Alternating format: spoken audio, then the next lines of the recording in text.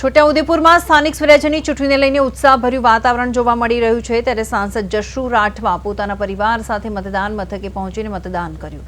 તેઓ ઢોલ નગારા સાથે મતદાન મથક સુધી પહોંચ્યા અને લોકશાહી પર્વની અનોખી રીતે ઉજવણી કરી। આ દરમિયાન તેમણે મતદારોને વધુમાં વધુ સંખ્યામાં મતદાન કરવા માટે અપીલ કરી અને જિલ્લા પંચાયત, તાલુકા પંચાયત તેમજ પ્રથમવાર યોજાનાર બોડેલી નગરપાલિકામાં ભાજપના ભવ્ય વિજયનો વિશ્વાસ વ્યક્ત કર્યો હતો।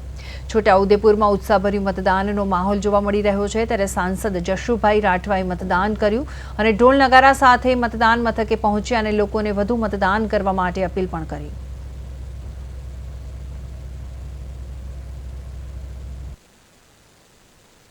ગુજરાતમાં સ્થાનિક સ્વરાજ્યની ચૂંટણીનું આજે મતદાન થઈ રહ્યું છે ત્યારે હું પણ દેશના યશસ્વી વડાપ્રધાન આદરણીય નરેન્દ્રભાઈ મોદી સાહેબ અને ગુજરાતના માનનીય મુખ્યમંત્રી શ્રી ભૂપેન્દ્રભાઈ પટેલની સરકારોની અંદર જે વિકાસ થઈ રહ્યો છે એને વધુ વેગવંતો બનાવવા માટે, છોટાઉદેપુર જિલ્લાના વિકાસ માટે, છોટાઉદેપુર તાલુકાના વિકાસ માટે, ગુજરાતના વિકાસ માટે આજે મતદાન કર્યું છે।